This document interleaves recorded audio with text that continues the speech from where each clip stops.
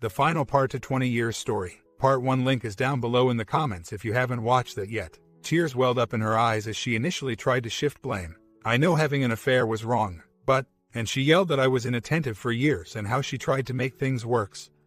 Blah blah blah. And you promised you'd stop snooping. My face made a wrinkled, incredulous look as I said in a sarcastic tone, "Do you really want to go there?" Her body slumped and walked to the back door as she muttered, "Yeah, you're right." I sat in the chair stewing for what seemed like 10 minutes, it was maybe 2, and went outside to get my own smoke. I wasn't going to let her take control of this conversation. She was sitting on the back porch steps that led to the patio. Her head was buried in her hands as one hand held her cigarette. The cigarette had a long cylinder of ash barely hanging on that indicated that she wasn't even paying attention to it. She was sobbing uncontrollably like I had just done 2 days prior. She heard me light up my own smoke and cried, "I don't want a divorce. I'll do anything." If anything was going to surprise me, it was these 3 words. I was expecting a fight, more denials, or more blaming. Not that I believed her when she said it at first, but this clearly wasn't my father talking. This was another person. My father never said such things and was difficult through the whole affair mess. I was confused and taken aback. I honestly don't know if I can ever forgive you and continue in this marriage, but if you're serious and you really mean anything, then let's start with the truth.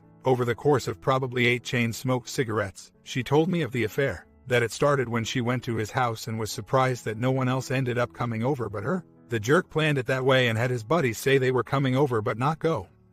They were having fun and he leaned in to kiss her and she didn't stop him and they had you-know-what. I reminded her of the fact of how very good I am at finding things out, and if she is just saying that she had something minor to soften the blow when in fact she did more, then she'd better pony up now. She continued and said that they met at our house from that point on maybe 6 times over the course of the 17-day affair. She said he never brought protection, so they never did anything, although she admitted she would have. The fun time had always taken place on the living room couch and the bed was never used. That couch has since been donated to charity. The thing that struck me as odd was how she described the affair as just a fun time. It was almost as if it was a man talking. She even brought up the fact how I joked that the fact that she never had been intimate with anyone other than me, that she would have an affair sometime. She also said that her plan was to stop when his baby was born. Today I've gotten her to admit now that if it continued without me uncovering it, that her plan surely wouldn't have seen its end and she would have still continued to cheat and she would have developed more of an emotional attachment. After the truth finally came out, and more details eventually emerged later, but nothing was proven to be wrong from her initial statement. I said, "You're going to call other man right now.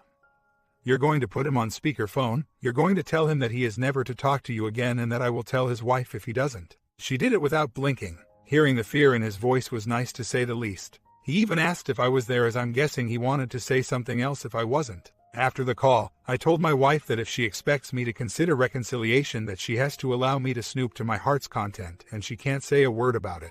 I told her that her privacy is now null and void, and that she needed to always tell where she is going, what she is doing. She needed to get to sleep as she had a shift that night. She swallowed some pills and went off to bed. I sat there with a buzz in my brain wondering if I could do this. The thing that worried me the most was that OM worked at the same place and I had no way of verifying if they were to have any contact. I didn't know whether to demand that she quit prematurely, she would graduate in 3 months, and suffer financial problems, or just bite the bullet. Looking back and knowing what I know now, I really do have to pat myself on the back a bit here. Once I finally got the nerve to do what I needed to do, I did indeed do a lot of things right. I had no self-help books, I wasn't reading message boards at the time, yet in the span of 1 hour I managed to do the following intuitively. 1. Confront with the threat of divorce and not having it be an empty threat. While this wasn't intended, it was the crucial difference between me and my mom. My mother begged and pleaded and got shat on again and again. I was able to break her out of the fog by showing that her actions had very real consequences. 2. Got a no-contact agreement. While I didn't do a letter or anything like that, I made it very clear that they weren't to be friends or even talk to one another again, and if she did, then I would leave. More on this later regarding her work and the one attempt she made. 3. Got complete transparency. I also made sure she wasn't going to try to make me feel bad for verifying. 4. Had her answer any question I asked and had her answer them repeatedly. To me, this showed me that she had true remorse. It took a while, obviously, more later. But by doing this I was able to not rug sweep. Which isn't to say I didn't make mistakes either. To R or not to R, that is the question. D. Day 2 to 2 weeks. As vivid as my memories were of D-Day, my recollection of the 2 weeks that followed are a big blur. Aside from the huge stress ball of infidelity and deciding whether or not to attempt reconciliation, life just had to throw in some more problems to complicate things. My company was involved in a BS product liability suit and we were screwed from the get-go. The plaintiff was an all-American girl who was already blind in one eye and the injury caused damage to her other eye. The weird thing is that they didn't even have the defective product for evidence in their lawsuit.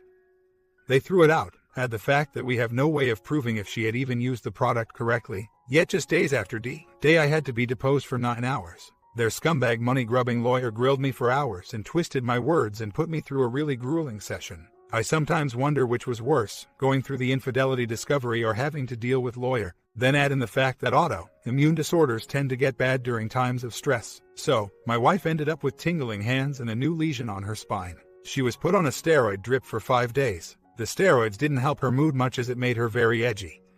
As if she wasn't edgy enough already. During that time period, I just remember spending a lot of hours on the back porch steps with my wife talking and smoking.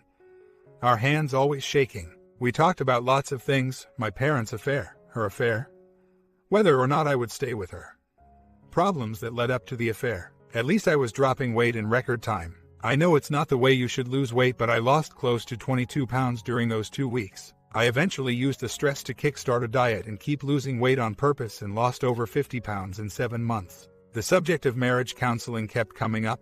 My wife was bringing it up more so than me. For starters, I wasn't even sure if I wanted to work things out. I left my wife in a limbo of sorts for 2 weeks. I never quite made the commitment to stay or go, all the while making her do the things for proper R.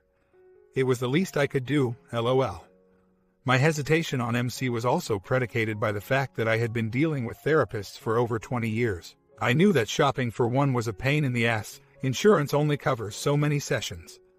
And having been to countless therapy sessions with 10 different shrinks, I was aware of how they operate and felt that the service could have been done by ourselves with setting some ground rules during our talks.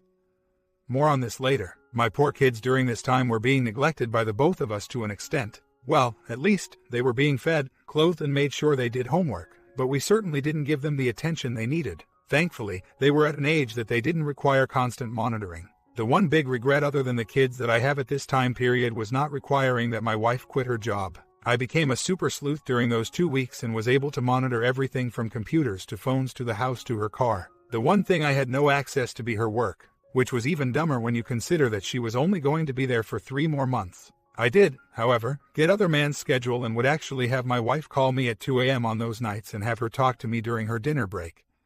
She now stayed in the break room instead of the cafeteria and brought her food. I lost sleep, yes, but gained peace of mind. Though I wasn't aware of it at the time, I was in full hyper-bonding mode with the wife. Even with all of the nerves, stress, depression and lack of sleep, we were sleeping together more than we ever did, even during our courtship. I would often stop her and move on to something else as a result.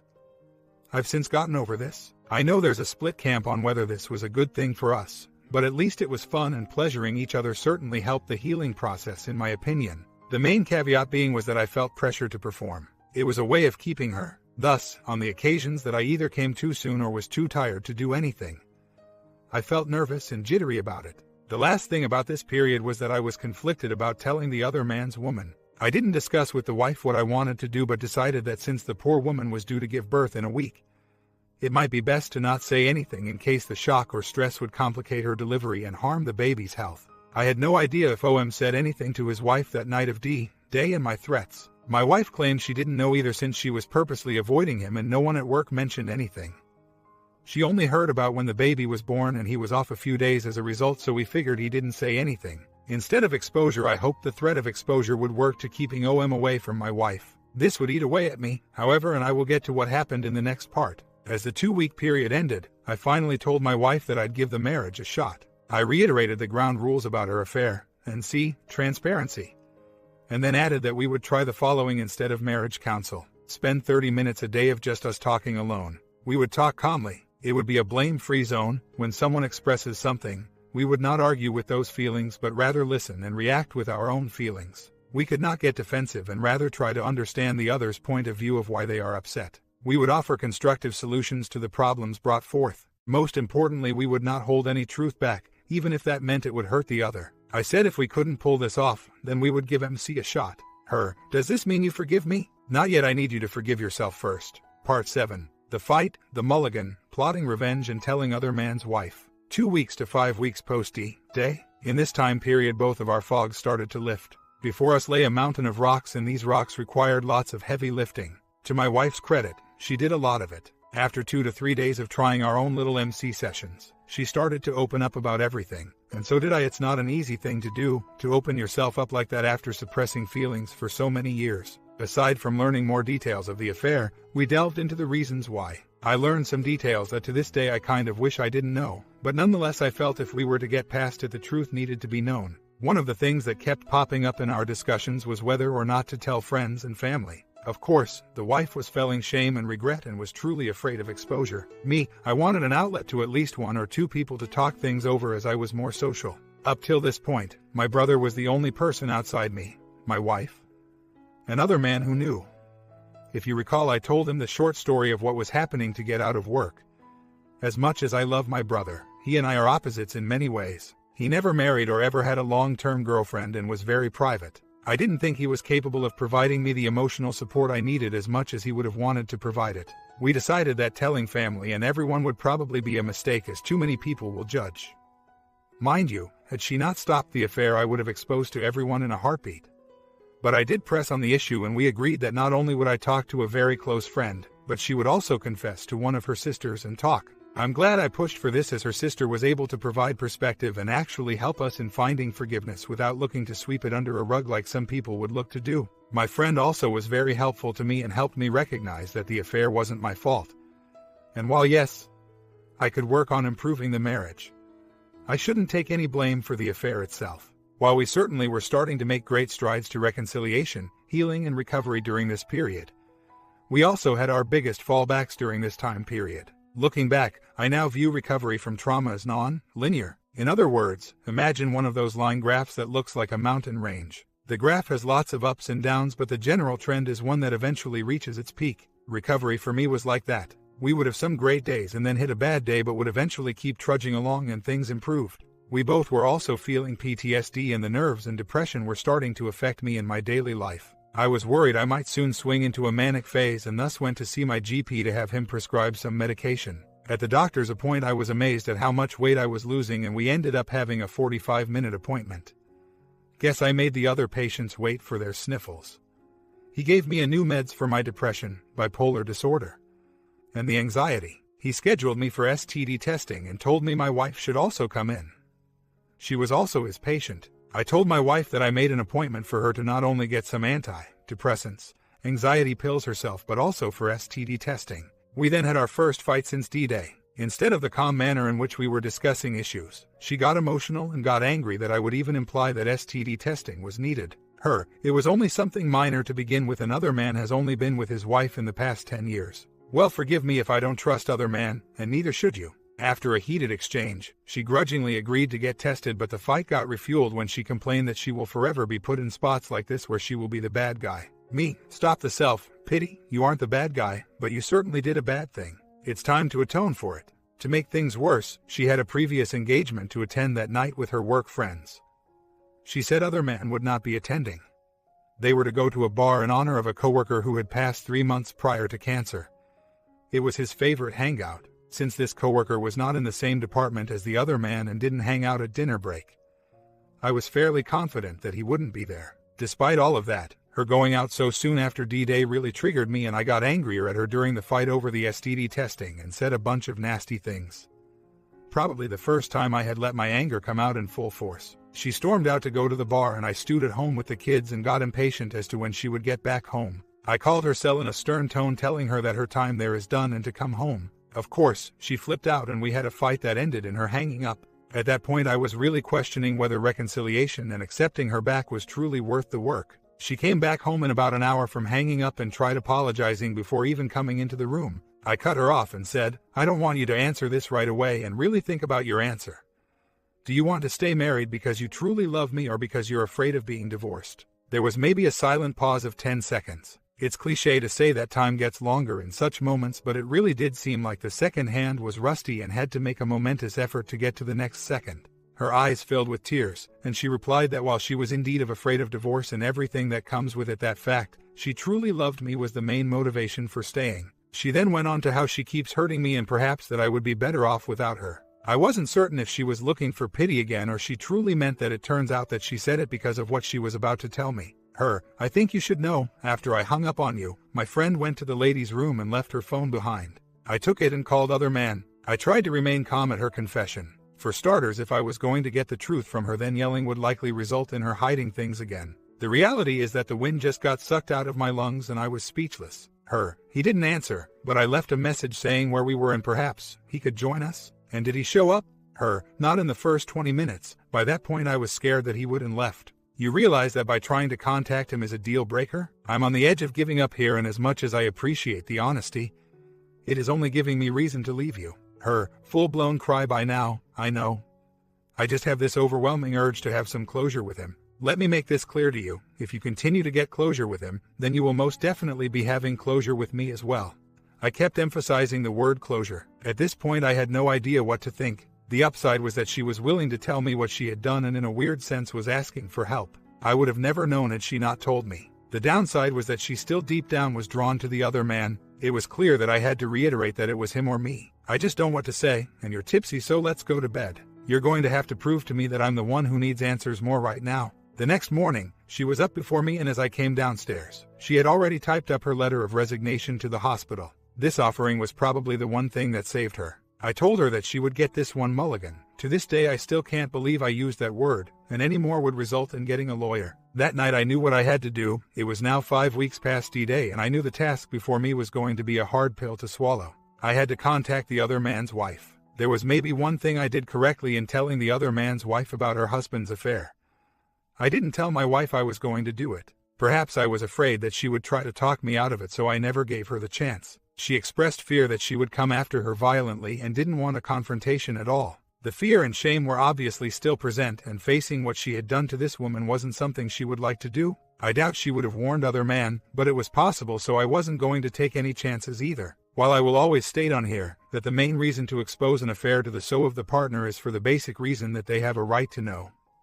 I wanted to do as such badly for pure revenge motives. I wanted that duck to pay for what he did badly. It ate away at me knowing he likely didn't tell his wife anything and would get away with it with no consequence. As much as I didn't want to hurt his wife, I felt she needed to know what kind of man she was married to and envisioned all sorts of nasty things being thrown at him as a result. This would lead to my downfall. I was assuming too much. I first contacted her on Facebook, as you are able to send messages to people who aren't friends. I gave a detailed account of what I knew and how I knew, and this was also a mistake. I called the next day to verify that she received my message. I was dumbfounded as to her reaction. In a rage, she vociferously defended her husband and told me that my wife was crazy from her MS and using her husband as a tool to strengthen our marriage and to get me jealous.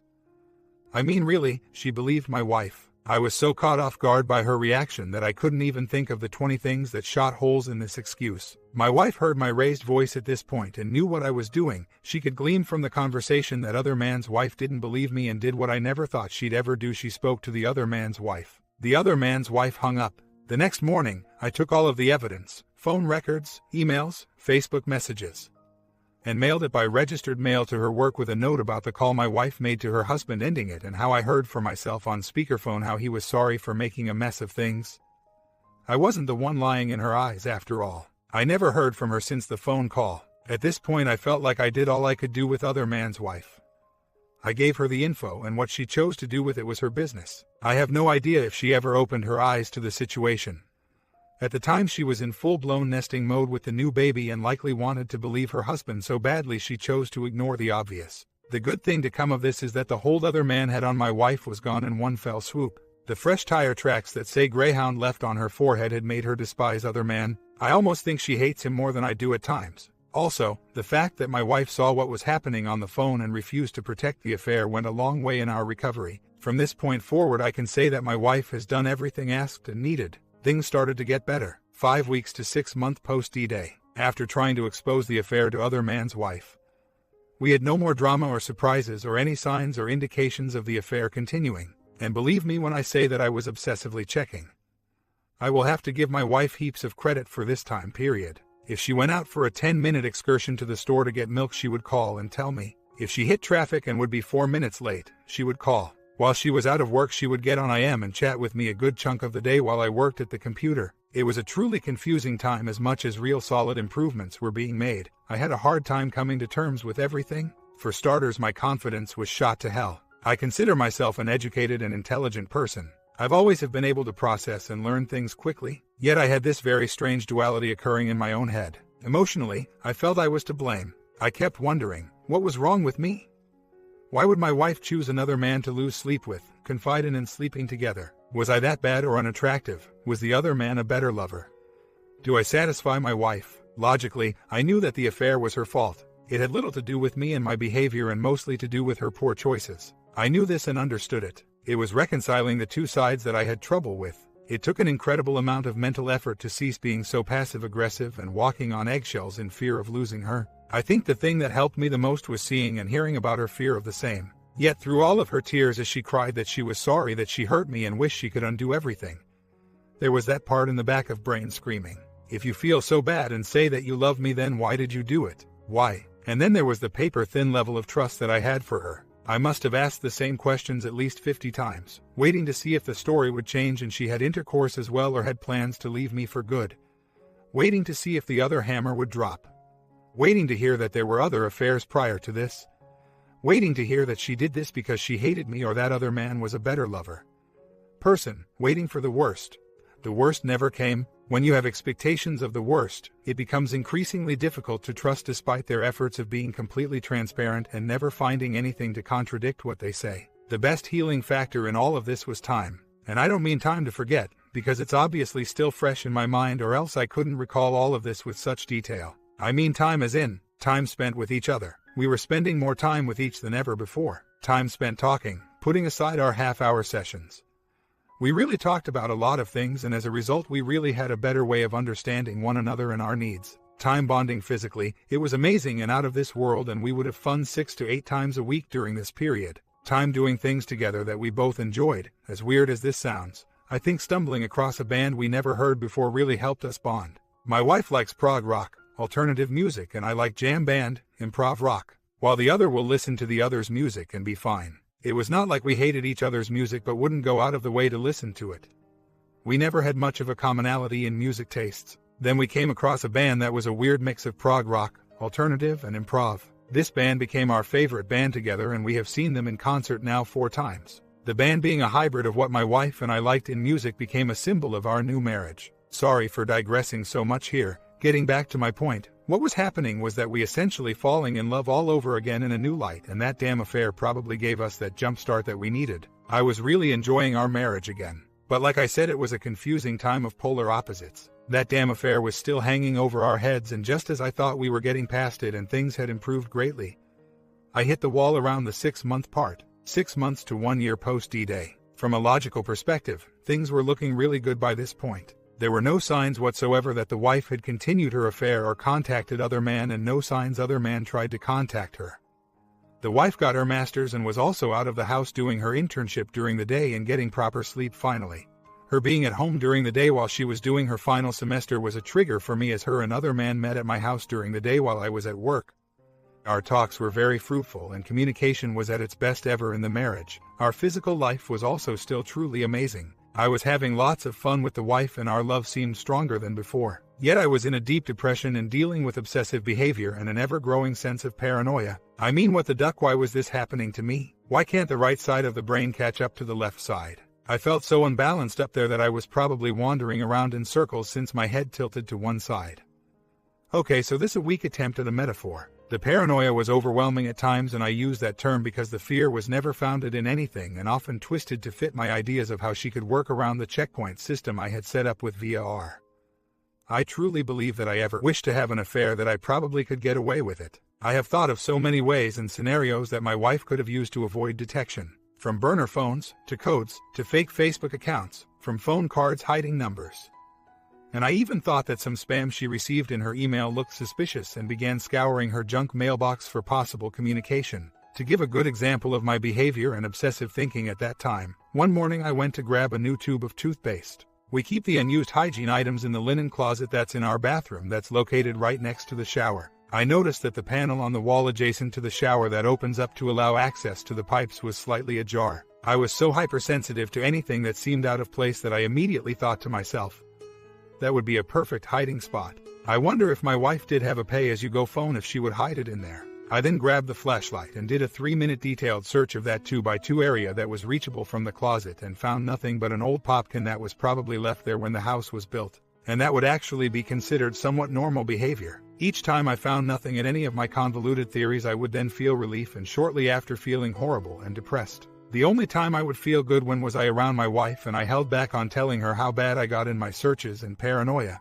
The paranoid side to me said to hold it back because if she was still cheating then you need to stay quiet. I inherently knew this wasn't good, and at first, I tried to blame my behavior on my bipolar and tried switching meds. 1 year post-data today, I couldn't pinpoint the moment that I finally started to ease off the hypervigilance.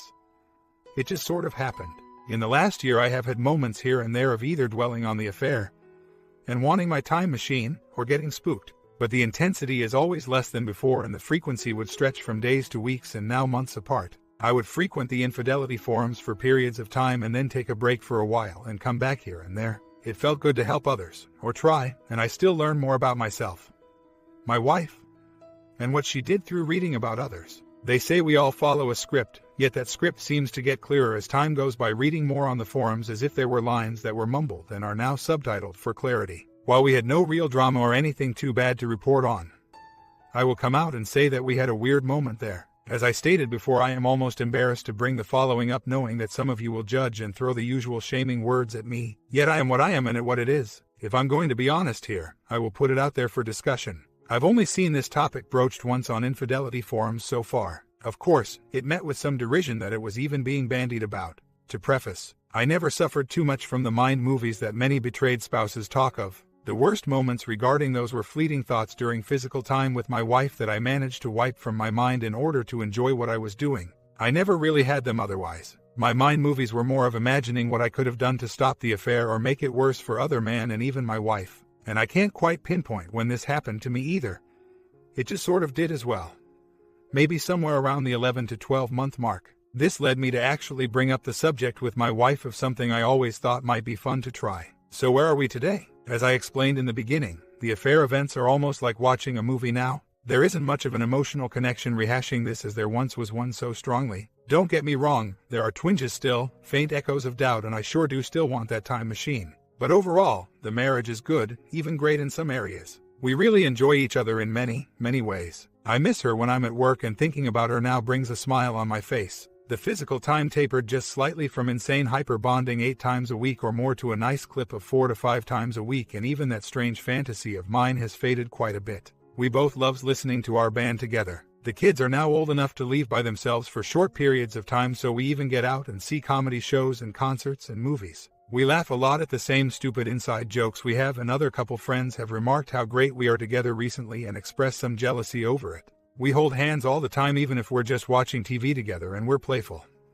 like teens smacking each other's butts when one is making dinner or just walking by. While it ain't perfect, we can diffuse our disagreements quickly since we now know how to communicate in a positive manner. There's little brooding or passive-aggressive bull, and when either of us wants something, we aren't afraid to simply ask for it. Yet there is that little issue of trust. Can I trust her 100%? Nope. Will I live my life in fear that she will cheat on me again? Nope. I'm having too much fun. While I will never discount the fact that it could happen again, I have taken the plunge. I refuse to let this hang over my head any longer. We went through our trial by fire and we both came out better people. While she poured the gasoline and lit the match, she certainly grabbed as many buckets of water as she could to put it out. She now knows that she has all the strikes I'm ever going to allow her, and if she strikes again, she is gone. Will she ever cheat on me again? I have no idea, and neither does anyone ever know really. I'm in the same state as anyone married. None of us thought this could happen to us. So really the difference is that I now know that it can happen. My 99% of trust is some ways better than a blissful 100% of trust that people who haven't dealt with infidelity yet have. My comment: